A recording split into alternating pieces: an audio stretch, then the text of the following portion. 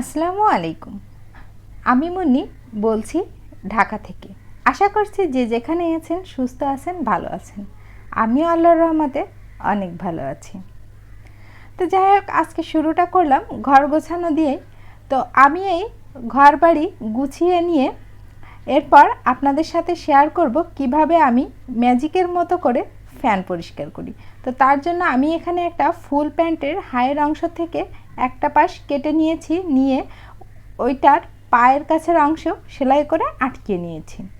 এখন আমি এটা ভেতর ফ্যানের পাখা দিয়ে হাত দিয়ে আস্তে আস্তে প্রেস করে খুব সুন্দরভাবে ঝকঝকে চকচকে করে পরিষ্কার করে নিব মাত্র কয়েক সেকেন্ডে। তো আমি এই জিনিসটা কিন্তু শিখেছিলাম বাংলাদেশি ব্লগার মাম হীরা আপুর চ্যানেলের একটা ভিডিও দেখে। তো আমার মনে হয় শেখার তো কোনো শেষ নাই, আর যে কোনো মানুষের কাছ থেকে বা যে কোনো উপায়ে ইচ্ছা থাকলে ভালো কিছু শেখা যায়। তো আমিও সেইভাবেই শিখে নিয়েছি আর কি। নিজের না জানাটা আমার কাছে অন্তত কোনো অন্যায় মনে হয় না। তো যাই হোক, আমি কিন্তু থাম্বনেইলে একটা কথা লিখেছিলাম যে আপনাদের সাথে আজকে একটা গল্প বলবো। যাই হোক, গল্পে চলে যাই।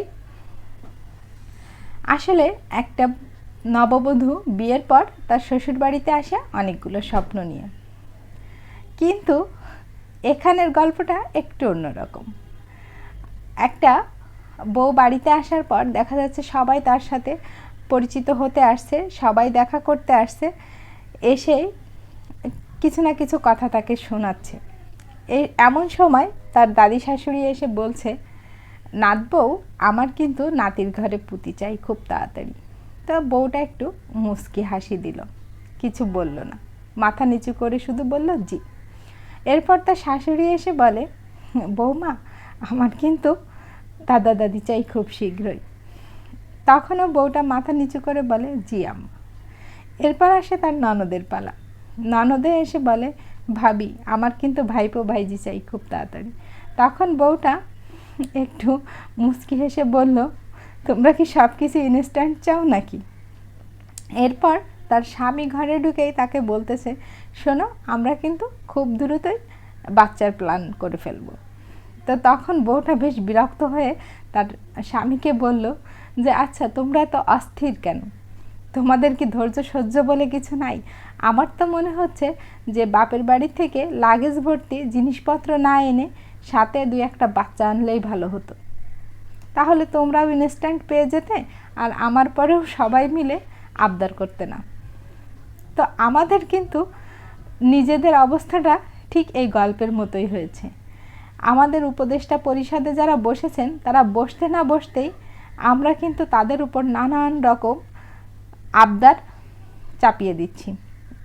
আমি আমার এই ভিডিওর মাঝখানে একটু দেখিয়েছি যে আসলেই সেই সময়ের পরিস্থিতি কত খারাপ গিয়েছে গত 1টা মাস আগে, আর যেগুলো আমি অন্তত নিজে চোখে দেখেছি।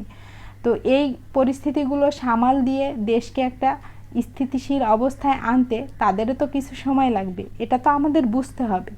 আমরা যদি দেশকে ভালোবেসে থাকি তাহলে তো দেশের স্বার্থেই তাদেরকে একটু আমাদের সময় দিতে হবে, তাই নাই কি?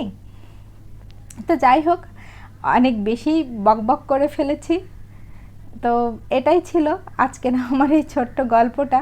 আসলে এই গল্পের মাধ্যমে আমি বোঝাতে চেয়েছি যে ভালো কোনো কিছু পেতে গেলে একটু তো ধৈর্য ধরতেই হবে, তাই না? তো যাই হোক, আমার এই কথাগুলো হয়তো অনেকের কাছে বিরক্তও লাগতে পারে। তো যদি কারোর কাছে খারাপ লেগে থাকে, প্লিজ ক্ষমা সুন্দর দৃষ্টিতে দেখবেন। আর আমার সম্পূর্ণ ভিডিওটা যদি কোথাও একটু ভালো লেগে থাকে, প্লিজ ভিডিওতে একটা লাইক দিয়ে দিবেন, আর যদি সম্ভব হয় আমার চ্যানেলটিকে সাবস্ক্রাইব করে আমার পাশে থাকতে পারেন। তো আজকে আপনাদের আর একটা কথা জানিয়ে দিই, এই কেকটা কিন্তু আমি বানাচ্ছি আমার মেয়ের জন্য। তো কেকটা কেমন হয়েছে এটা কিন্তু কমেন্ট করে জানাতে ভুলবেন না। তো এই যে শরতের আকাশের এই বিকেল দেখাতে দেখাতেই আজকের মতো আমি এখান থেকে বিদায় নিচ্ছি। সবাই সুস্থ থাকবেন, ভালো থাকবেন। আল্লাহ হাফেজ।